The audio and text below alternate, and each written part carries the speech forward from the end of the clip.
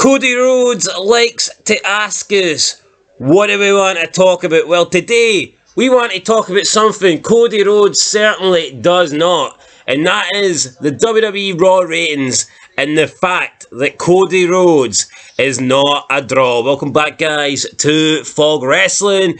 And Cody Rhodes' story might be finished, but we're not finished with the ratings story. And Cody Rhodes, without The Rock, he's just not that good. He's just not that much of a draw. He just doesn't bring in the millions and millions of The Rock's fans. To be fair, nobody really brings in the millions like The Rock does, but Cody Rhodes certainly is not close. And we will talk about him when we get to his quarter tonight, because he was in a good time slot, top of the hour, and the truth is, he just did not draw. So we will talk a bit more about that when we get there. He was in quarter 9, but we will start off in quarter 1 because it is the Raw quarter by quarter hour breakdown ratings. This show did a 1.806 million. Like we said in the Raw ratings video earlier, it was 555,000 down on last week's show, and that is a big loss. No, that is a massive loss. And Cody Rhodes, what I would say is, We've talked about him a lot in this channel, being a draw or not. I don't think where they put him in this show is very good for the guy. But here, if you're a draw, you draw. That's the rules. That's the game. Yeah, well, I would argue that if you're the world champion, you should be appearing within the first 2 hours of a 3-hour show. Yeah, no, I would agree with that too. So, there's that. But also, look at the context of what he was doing, thanking Jey Uso. You could have did that on a Raw exclusive or something. True, but I think if The Rock came out and thanked fucking anybody, it would do decent. Oh no, of course it would.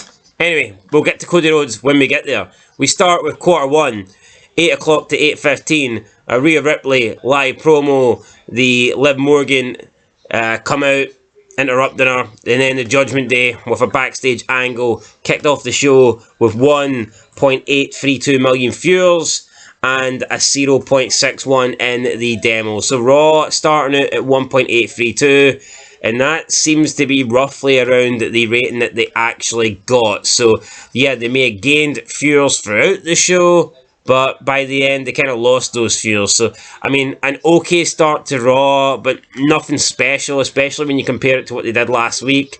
The first couple of quarters with The Rock, I mean, they were up at over 3 million at one point.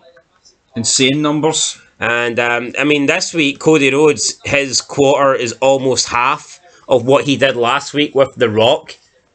So that kind of sums up everything. If you take Cody Rhodes out of this Raw and you have The Rock, does he lose half the amount of viewers in his quarter? Probably not. Anyway, we go to quarter 2. It's Sheamus versus Ivar. And we get a Sami Zayn ad break package thingy. This went up 5%, so this went up to a 1.924 million. So maybe people were happy to see Sheamus back. Maybe Sheamus getting a little bit of a reaction here, since it's the first time we've seen him. I mean, it's a pretty decent increase so for Sheamus. I don't know, I'm not convinced. Yeah, Sheamus versus Ivar at the end of the day. Not really expecting massive things from this, but it went up. We then move into quarter 3, 8:30 to 8:45. We got another Sheamus video. We got Triple H, Adam Pearce, and Awesome Truth cutting a live promo. Now, Meltzer said that this didn't go down very well. Meltzer said that this bombed and that Triple H was unhappy with R-Truth. Well, I don't know how unhappy he'll be, because it was the highest rated quarter of the show. It went up 10%, and it did the biggest number by far, the only quarter to go over 2 million, and it did a 2.114 million viewers. Also got a 9% increase in the demo, and averaged out at the highest demo of the show with a 0.70 and 917 viewers between that 18 to 49 range. So, yeah, I mean, Meltzer said this segment didn't go down well with WWE and Triple H, but it certainly went down well with the fans. I think this just goes to show that Triple H, when he appears, he will still get numbers. And someone says that Cody Rhodes is a bigger draw than Triple H ever was. I believe Meltzer also said that. I mean, I find that hard to believe when the ratings would suggest here that Triple H is still a bigger draw. at 54 or 55 when he hasn't even wrestled in close to, like, what? We're getting close to, what, a decade now? Or half a decade at least. If we don't count that shite match against Saudi Arabia. So, yeah, I mean... He had a match, though, during COVID against Orton, remember? So he did, but my point is, Triple H is a bigger draw now than Cody Rhodes is, so... Yeah, Dave Meltzer talks shite. Let's go back to the previous point of, they buried this segment. We watched it. It was probably the most involved the crowd were, apart from chanting Yeet with Jey Uso. Yeah, so, I mean... They were going ballistic. They love our... They were going, wee, wee, wee. They were speaking in French and everything.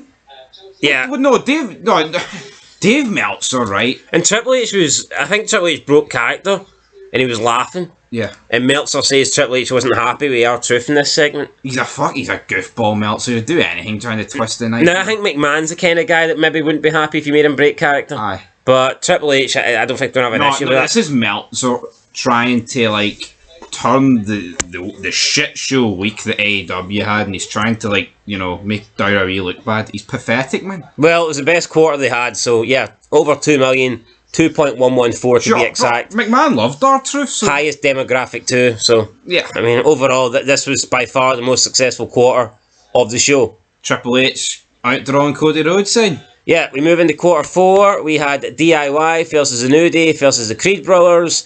This lost 13%, down to 1.846 million. I mean, it's a triple threat tag team match. With 6 jobbers. It lost 16% in the demo as well, down from 917 to 768. So, yeah, just decreases all around here. Not great. No, not great. And, I mean, again, it's just long-ass matches, man. And that's the problem when you've got a 3-hour show. You have to drag it out with matches. Yeah, we go into quarter 5. Quarter 5 is normally a good time slot.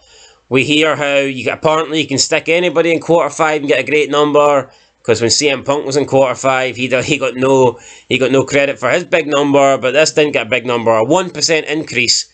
We go up to 1.858 million. And it had the continuation of the tag team match. We had a post-match with Awesome Truth. We had a quick Drew McIntyre backstage promo. And then we had the beginning of Candice LeRae, Indy Hartwell versus Ivan and Maxine Dupree. I think at quarter 5, top of the hour, you should be starting something fresh. I don't think it's good I think it's bad booking and placement to start a new hour with a match continuing. No, it shouldn't be. I think the start of a new hour, because that's when people are switching over. Especially when that's when people are maybe going to check over, right, what's happening on Raw. See if you switch over and you're in the middle of a match between DIY, New Day and Creed Brothers. For me, it's going straight back to whatever you were watching previously. Yep, and also you've got, like, Raw's got, an extra hour, so therefore you've got an extra beginning of an hour. But if you have one of your top guys coming into the ring to cut a promo or something interesting backstage happening or just something, then I think you're more likely to, maintain that audience. Didn't happen here though. We move into quarter 6. It was the finish of the women's tag team match, a Damian Priest video, a Judgment Day backstage angle, a Chad Gable promo, and then Andrade versus Mysterio. This went down 1% to a 1.846. So, I mean, not much of a decrease here. We're talking small numbers. Quarter 7, continuation of Andrade versus Dominic. We got a SmackDown recap and then a Jey Uso backstage promo. This lost 8,000 viewers. Again, not much happening here. We then go into quarter 8. Chelsea Green and Piper Niven versus Katana Chance and Caden Carter. And a Liv Morgan backstage promo. And this lost 6%. So yeah, down 6% to 1.72 million, and then the demo lost 8% as well, down to 784,000. So again, the women, I mean, we always hear how people love women's wrestling. I've never really seen numbers to suggest that people love women's wrestling. No, they are inferior to men, right, in the ring, and I think just due to that, was like just think of it, if you're watching people who are inferior to the men wrestle, then you're going to more likely tune out because it's worse. Now, back in the day when they used to do, like, fucking bra and panty matches, paddle on a pole match, all that shit, I mean, you don't want to see the men doing that. Therefore, that worked. that time the person walked into Alexa Bliss's dressing room and she was getting changed. I'm pretty sure that did big numbers on YouTube. Yep. I remember Mandy Rose going to like Jimmy Uso or Jey Uso's hotel room. That did big numbers. But I guarantee you, if you check out the YouTube clips for Chelsea Green and Piper Niven taking on Katana and Caden Carter, that ain't doing big numbers, that's for sure. But don't worry, we have Cody Rhodes, the saviour here, in quarter 9, 10 o'clock to 10:15. It was a Cody Rhodes promo with Jey Uso coming out and getting involved, and then a Nia Jax backstage promo. So Cody Rhodes coming out, the big saviour. We got a 2% increase in the viewership. It went from 1.72 million to 1.76 million, and it actually lost 1% in the demo. So we lost 7,000 fans between 18 to 49, and that's between this tag team match for the women and Cody Rhodes. So in the demo, Cody Rhodes actually lost out to that Chelsea Green and Piper Niven versus Katana Chance and Caden Carter. I mean, that was a really low number. And then you'd expect Cody Rhodes at 10 o'clock to come out and boost that up. And he's done a 1.76 million. It's embarrassing here. No, yeah, Cody Rhodes. This doesn't bode well for him. No, he's in a good time slot. Like, to actually lose out to what was before him is mind-boggling. The Rock's not losing it to those jobbers. Yeah, I just... Triple H, by the way. But you look at the two time slots here, the two top of the hours, the 9 o'clock and the 10 o'clock, there's no big boost, there's nothing. That's when the big stars should be allocated these slots, and it's just nothing's happened there. Alright, the first one, they had the continuation of that tag team match. I'm not expecting that to do big numbers, but surely people were expecting Cody Rhodes to perform better than this. Yeah, and he hasn't. And again, people are like, oh, the draft's coming up, that's why he's cutting boring promos. Yeah, I'm sure of it. You know, see back in the day... as soon as he gets drafted to SmackDown, I'm sure the promos will be fire. Oh, see he's got a blue background, and he knows he's constantly on the blue background, it'll be great. Fuck off. Don't worry though, because we do have Jey Uso. He's incredibly over with the Yeet chants. It was Uso versus Balor in quarter 10 with a Sami Zayn entrance after that, and this lost 3%. So we're down from 1.76 million to 1.706 million, and in the demo we lost a further 5%. So Jey Uso not really doing much here. Quarter 11, 10:30 to 10:45, we got Chad Gable coming out, Bronson Reed, we have backstage angle, and then it was the beginning of Sami Zayn versus Gable. This lost a further 6%. It did the lowest viewership of the show, 1.598 million. Also lost 3% in the demographic as well, down to 722, which was the lowest demographic. So yeah, this quarter just absolutely tanking. Lowest viewership of the show, lowest demo views of the show.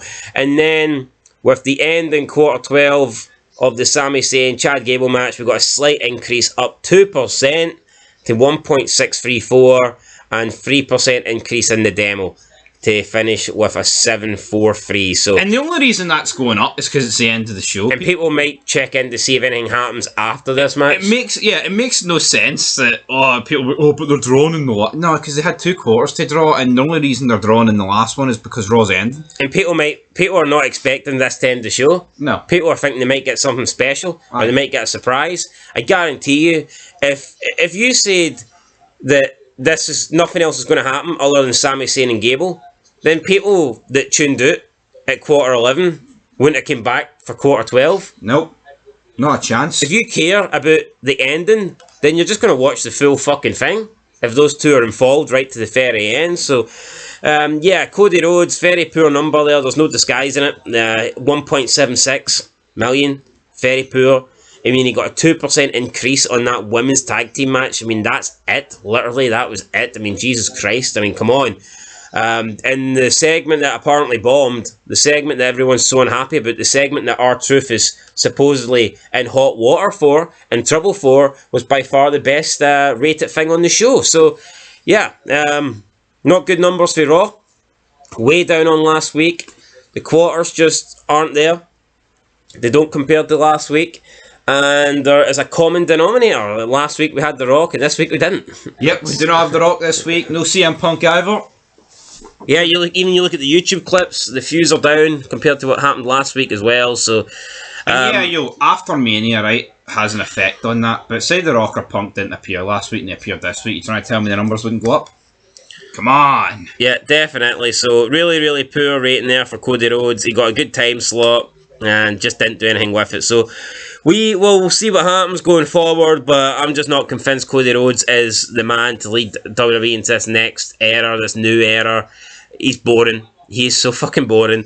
And I can't say I'm a fan. I want The Rock back. I want CM Punk back. I want anybody back who's a star. Fuck it. Put the belt on Sheamus. Yep. Put the belt on Sheamus. Anyway, guys, that's it. Catch you in the next one. Lambs. So many lies. Anyway, the biggest lie of them all is that Cody Rhodes is a superstar, that he's some massive draw. At the end of the day, it's fucking Stardust without the makeup. And that's pretty much it. Till next time, guys. Peace.